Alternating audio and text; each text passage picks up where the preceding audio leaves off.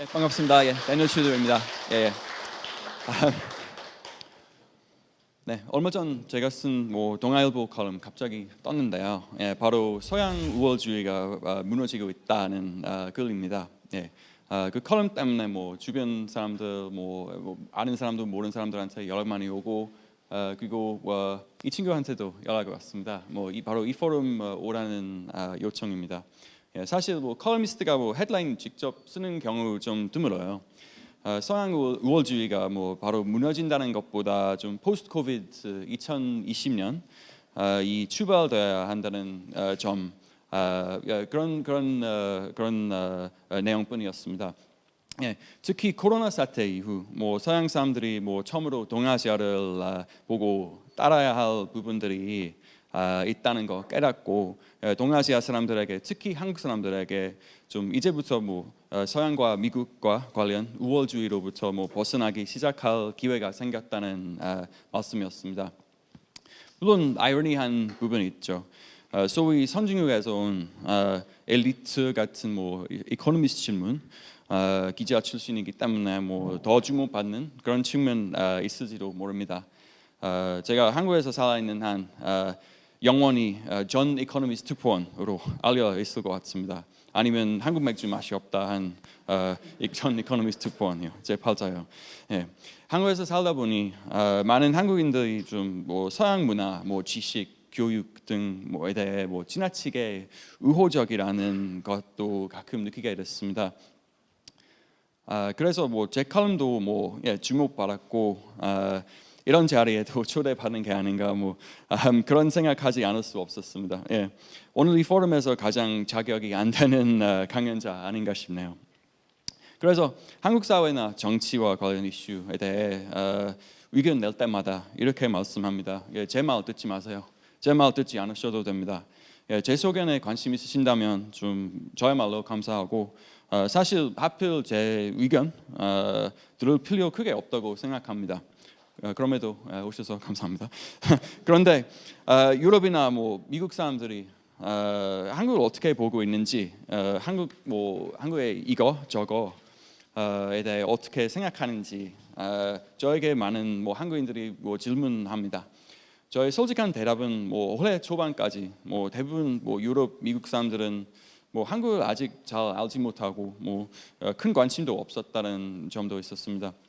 보통 사람들에게 한국은 오해 대상 반, 무관심 대상 반이었습니다. 아까 정혜승님이 그 에드워드 사이드라는 학자 언급하셨는데 물론 오리엔탈리즘은 여전히 존재합니다. 그냥 정도의 차이 있는 거죠. 이제 아시아에 대해 100% 무식했다가 이제 70% 정도로 무식함 줄어든 정도로 아닐까 생각합니다. 물론 한국 사람들이 그 서양에 대해 오해하는 부분도 많지만요. 마치 제 나라 영국이 그 인구가 반 신사 반 훌리건인 것처럼 생각하는 사람들 많죠. 동아시아 국가들이 그 경제적으로 발전하면서 서구에서도 어느 정도의 존중 대상 되고 있는 것 같습니다. 그래도 몇 년 사이 한국이라고 할 때는 떠오르는 키워드는 바로 김정은, 북한, 핵무기 아니면 운이 좋으면 K-pop 이런 것도 전부였습니다. 그런데 코비드-19 이후 많은 것들이 달라지고 있고 저만 해도 그 사실을 현실에서 느끼고 있습니다. 서양 사람들이 우리보다 잘하는 나라 있구나 알게 됐습니다. 한국이 했던 드라이브-스루 검진, 추적, 치료 등 대응 방식이 그 디폴트라고 생각하는 것 같습니다. 그 영국 친구들이랑 얘기할 때는 좀 제가 이제 원래처럼 사무실 다니고 아까 말씀하신 그 코끼리라는 어플 그 사무실 다니고 레스토랑 다니고 친구들이랑 맥주 마신다는 얘기하면 정말 부럽다고 하는 거죠. 그리고 다양한 해외 매체들에서도 한국식 대응 방법이 거의 골드 스탠더드 수준으로 여기게 됐습니다. 최근 영국에서 가장 많이 보는 신문 중 하나인 데일리 메일에서 그 한국의 뭐 코비드 19에 대한 뭐 대응 방법에 대한 뭐 컬럼 청탁 왔습니다. 뭐 다 뭐 데일리메일 아시는 거죠.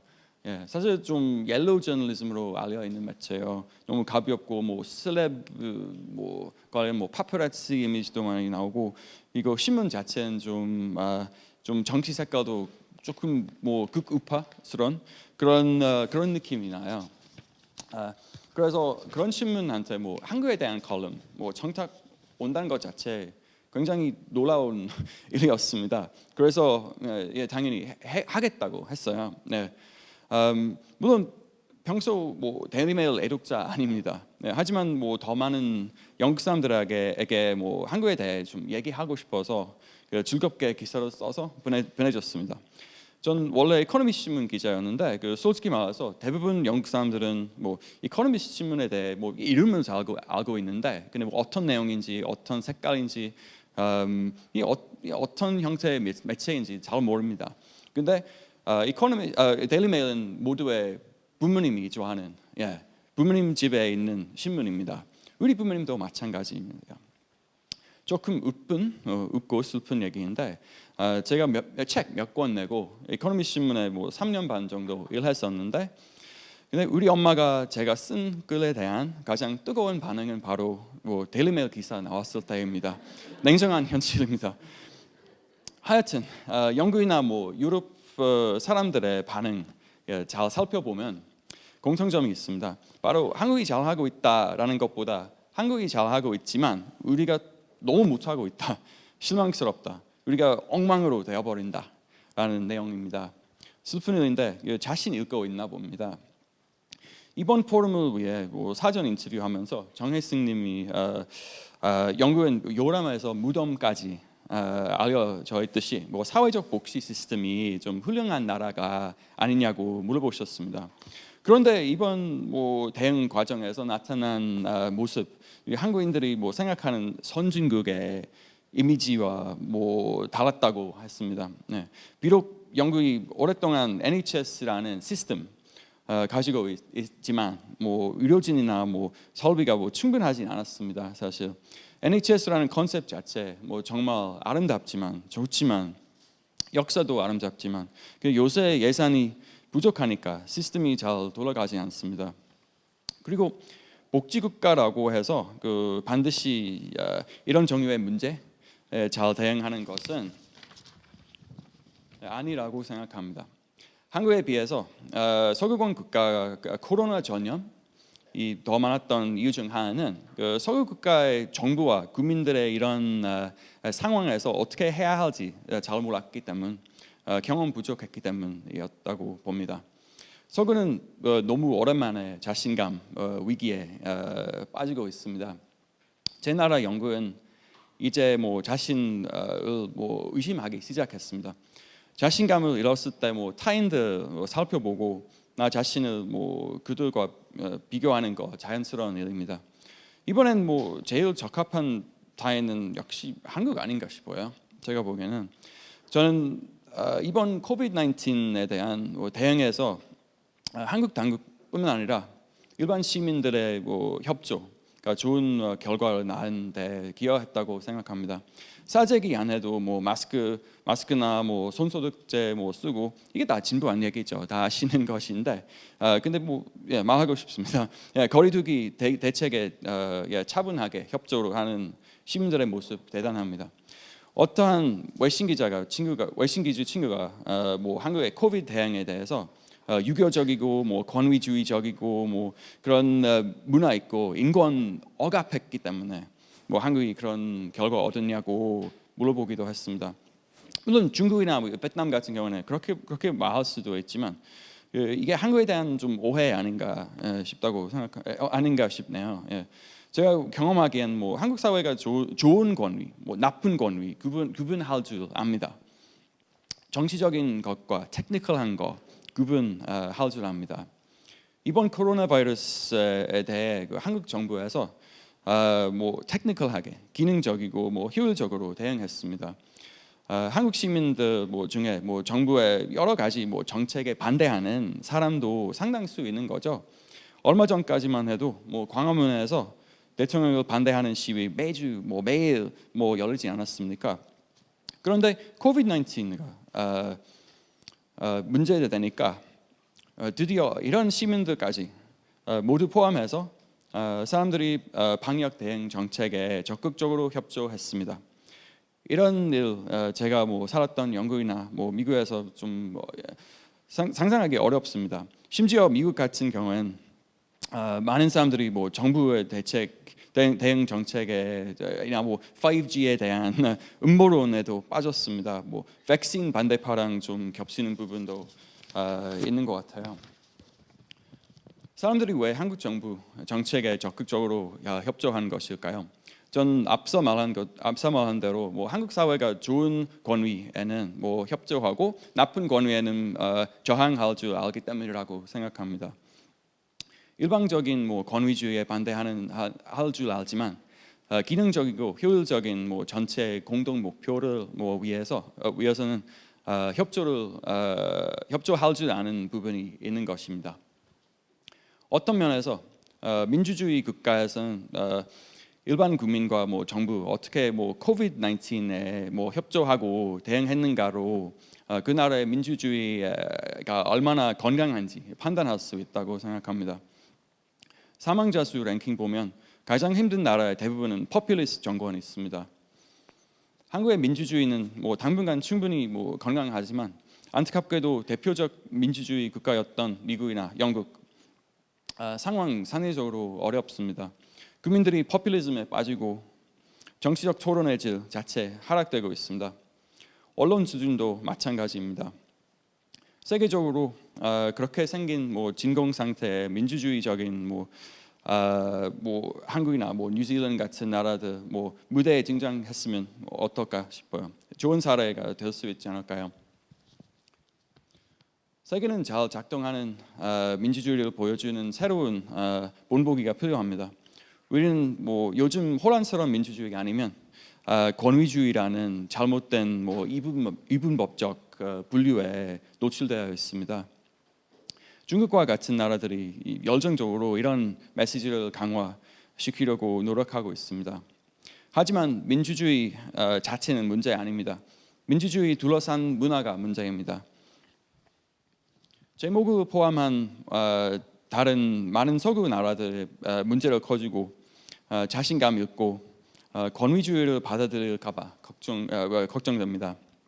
유럽 동부 일부 국가들, 예를 들어 헝가리 같은 경우엔 이미 민주주의적 사고 방식에서 멀어지고 있으며 안타깝게도 EU는 그에 대해 거의 아무것도 하지 않습니다. 동시에 서구에서는 의견을 달리하면서도 서로 존중할 수 있는 능력을 잃고 있습니다. 영국인으로서 제가 제 모국에 대해 좀 가장 좋아하는 부분 중 하나는 바로 그것이었는데 안타깝게도 그 능력을 좀 사라지고 있는 것처럼 보입니다. 그런데 개인적으로 미국의 현재 상황이 특히 우려스럽습니다. 사실 한때 영국의 시간이었다고 하면 2차 세계 대전 이후 미국의 힘 정말 막강했습니다. 우세한 군사력, 경제력, 문화적 소프트 파워도 세계를 좌우했습니다. 특히 냉전 체제 무너진 후 미국은 소위 세계 경찰하고 세계 리더 역할 계속 해왔습니다. 저도 미국에서 나온 위대한 음악, 영화, 문학, 비즈니스, 예술, 대중문화 좋아했던 사람 중 하나입니다. 미국은 굉장히 많은 분들에게 매력적이었습니다. 슬프지만 이제 그런 느낌 좀 사라지고 있습니다. 1인당 GDP 높은 다른 나라들과 비교해서 불평등 수준 심각합니다. 미국에 정치 문화도 그리고 대중의 정치나 사회 이슈에 대한 생각도 제3자 눈으로 보면 이해하기 좀 어려운 부분 많고 합리적이지 않다는 그런 부분도 많아요. 바로 지금 보시다시피 그 사회적 갈등이 위험할 만큼 커지고 있습니다. 슬프지만 빠른 속도로 미국은 매력 잃고 있습니다. 당연히 미국은 여전히 강대국입니다. 기축 통화를 갖고 있고 강력한 군대도 갖고 있죠. 근데 미국은 세계의 리더 되겠다는 힘, 의지 갈수록 상대적으로 잃어가고 있는 것으로 보입니다. 그리고 솔직히 말해서 뭐 트럼프 같은 지도자 있는 나라 보고 따라하고 싶은 다른 나라 사람들 많을까요? 그런 면에서 2016년 미국 대선이 뭐 시진핑에게 가장 큰 선물 아니었습니까? 중국과 미국에 대해 짧게 얘기하자면, 사실 정혜익 선생님이 좀 제가 중국에 대해 좀 얘기해달라고 하셨는데, 그래서 중국에 대해 아주 짧게 얘기해드릴게요. 요새 중국과 미국 간 분쟁 비롯한 동서양 간 문명 충돌 날 가능성 있겠냐는 뭐 사람들이 꽤 있습니다. 근데 지금 뭐 아시아 시대이며 뭐 중국의 시대이지만 그들이 완전히 다른 맥락이라고 생각합니다. 부상하는 뭐 하나 같은 아시아 뭐 문명, 뭐 쇠락하는 하나 같은 서구 문명을 앞선다고 말할 수는 없다고 생각합니다. 많은 서구권 국가들이 뭐 쇠퇴하고 있다는 거 사실입니다. 일부 국가는 뭐 상대적으로 또 뭐 어떤 나라들 뭐 완전히 기울고 있고. 하지만 이들이 하나로 통합된 뭐 연합 아니고 민주주의적인 가치관이 뭐 종종 약해지는 서구권에서 liberal western values 계속 존재될 것인가? 마찬가지로 예를 들어 뭐 한국과 뭐 중국의 정치 상황 봤을 때 뭐 공통적인 뭐 아시아적인 가치 있을 수 있을까요? 저는 없는 것 같습니다. 물론 중국은 계속해서 뭐 부상할 것입니다. 특히나 미국이 계속 뭐 상대적으로 쇠퇴한다면요. 하지만 이건 아마도 다수의 중국 이웃 나라들에게 그다지 반가운 소식 아닐 수 있습니다. 물론 정치 외교학자 아니어서 지정학적 뭐 분쟁 그런 얘기 그만 좀 하겠습니다. 대신 제가 제일 좋아하는 주제로 돌아가겠습니다. 바로 한국 사회예요. 전 한국에서 산지 뭐 11년 되었는데 처음 온 이유는 바로 그 2002년 월드컵이었습니다. 사실 그 우연히 방문했다가 매혹 당했기 때문에 한국에 계속 살고 싶었습니다. 그 월드컵 분위기 너무 좋아서 좀 속았습니다.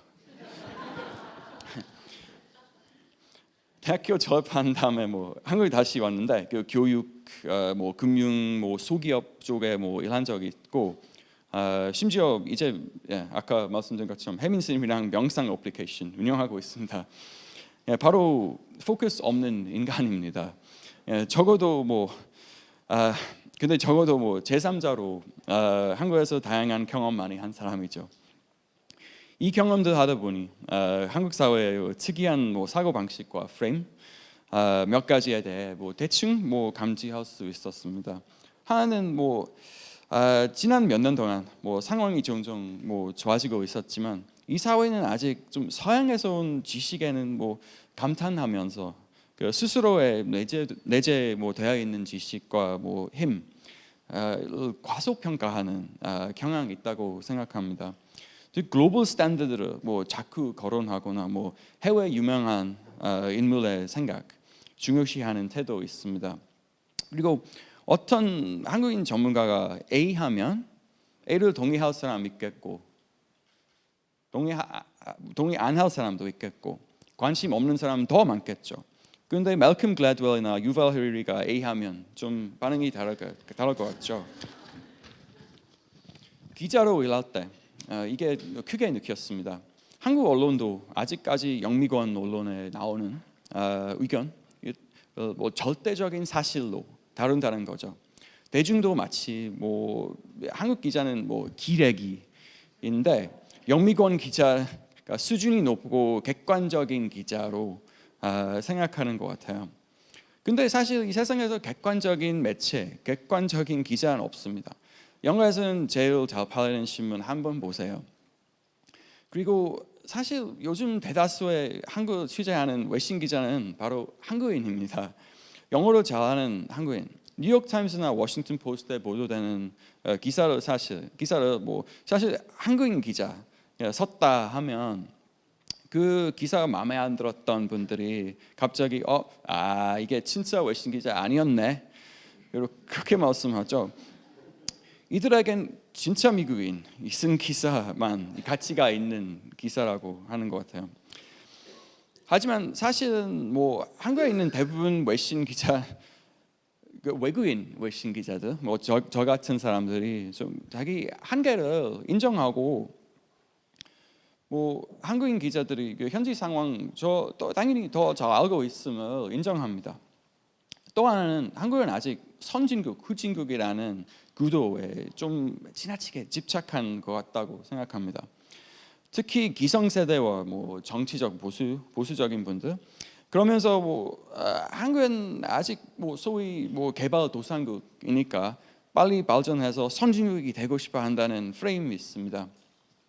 조금 사소한 옛날 얘기지만 한국 처음 왔을 때 뭐 이런 기억에 남은 일이 있었는데요. 혹시 그 우측 보행 캠페인 기억나세요? 그 캠페인 포스터에서 선진국 사람들이 우측 보행한다는 내용이 있었어요. 당연히 제일 큰 글로 미국, 그다음에 프랑스, 독일, 이 사람들이 다 우측 보행한다는 얘기니까 우리도 해야, 한국인도 해야, 그래야 선진국 시민 될 수 있다. 그런 이상한 논리요. 근데 뭐 아마 제가 질투할 수 있을 것 같아요. 왜냐면 영국 사람들이 좌측 보행하니까. 그래서 이제 후진국 시민 됐습니다. 한국에서 종종 듣는 단어이긴 한데, 선진국이라는 말, 예를 들어 뭐 제 나라에서 뭐 사실 그렇게 잘 안 써요. 그렇게 잘 안 쓰는 말이에요. 개발도상국이라는 표현도 뭐 역시 뭐 보통 사람들이 평범 얘기할 때는 잘 안 써요. 잘 안 쓰는 개념인데 마치 중요한 것처럼 쓰고 있는 것은 역사적 맥락에 있는 것 같습니다. 당연히 서구 국가들 모델로 삼아 근대화, 산업화 추진했던 박정희 정부의 잔재, 옛날 정부의 잔재 아닌가 싶습니다. 지금도 뭐 언론 보면 뭐 그런 정치적인 면이 있지 않나 싶어요. 제가 보기에는 뭐 보수 진영이 아직까지 좀 한국이 개발도상국이라고 생각하면서 가차 없고 보통 한국인들 힘들게 만드는 경쟁, 정당화하고 있으며, 우리 프랑스 아니야. 만약 우리가 복지에 돈 쏜다면 바로 베네수엘라 꼴 날 거야. 이런 논리를 키우고 있습니다. 코비드-19 대응을 둘러싸고 한국이 선진국인지에 대한 기사들이 최근 많이 나왔습니다. 예상하는 바와 같이 누가 그 기사를 썼는지 해당 언론이 문재인 정부의 우호적인지 적대적인지에 따라 의견을 가린다. 제 개인적인 생각에는 선진국 가늠하는 체크리스트나 있다면 한국은 당연히 선진국이죠. 하지만 한국이 선진국인지 아닌지 진짜 가늠하는 것은 여러분들이 한국이 선진국인지 아닌지 정말 중요하게 생각하는지에 달려 있다고 봅니다. 선진국 프레임은 다른 시대에 살았던 다른 세대가 만든 것입니다. 한국이 더 행복하고 더 당당한 나라 되기 위해서 그 프레임 자체 폐기되어야 한다고 생각합니다. 선진국 프레임은 끊임없이 다른 국가들과 비교하게 만든다. 제가 아는 한 다른 부유한 국가들에서 경제 관련 언론이 아닌 일반 언론에서 일반 대중이 다른 나라 대비 GDP가 높은지 아닌지에 대한 논의 자체가 거의 없다. 솔직히 말해서 한국 언론은 GDP에 집착합니다. GDP 순위 전 세계 10위든 12위든 14위든 그게 정말 중요하나요? 이제 삶의 질이 더 중요하진 않나요? 근데 사실 GDP 측면에서도 삶의 질 측면에서도 한국이 상대적으로 잘 되고 있습니다. 다른 조건이 같다면 제 나라 사람과 비교하면 한국인이 더 오래 살고 더 건강하고 교육 수준이 더 높고 폭력 범죄 사건의 피해자 될 가능성이 더 낮고, 그리고 코비드 걸릴 확률도 훨씬 낮고, 물론 한국에서 소득 불평등 문제 있긴 하지만 통계로 보면 대부분 유로피언 국가랑 거의 비슷한 수준이고 지난 수십 년 동안 한국에게 핵심적인 그 선진국인 미국보다 훨씬 좋은 상태입니다. 그리고 역시 보건 시스템 잘 돌아갑니다. 국가에게는 더 중요한 임무 있을 수 있습니까? 영국의 NHS는 공급보다 수요 문제 있으니까 우리 아버지가 췌장암 검진 받으실 때 5주 동안 기다려야 했는데 5주 동안 지나간 다음에 결과 나왔지만 누구의 실수 때문에 결과 확실하진 않아서 또 다시 검진을 받았어야 했습니다. 그래서 역시 5주 동안 더 기다려야 했었습니다. 항상 한국에서 좀 상상하기 어려울 수도 있는 일인데, 근데 영국인에게 굉장히 흔해요. 네. NHS는 좀 아름다운 컨셉인데, 근데 이제 시스템 잘 안 돌아갑니다. NHS는 요람에서 무덤까지인데 예산이 부족해서 많은 분들이 무덤 앞에서 기다려야 하는 형국입니다. 물론 제가 아까 한 얘기는 여러분 이미 다 아시는 얘기일 수도 있지만, 하지만 좀 다른 건 2020년 현재 서구권 사람들도 이제 깨닫기 시작했습니다. 이게 한국과 서구권 나라들 간 관계를 조금 더 평등하게 만들 출발점 되지 않을까 싶습니다. 이렇게 되면 우리 모두에게 좋은 일일 것 같습니다. 하지만 무엇보다 서두에 말씀한 것처럼 제 말 듣지 마세요. 감사합니다.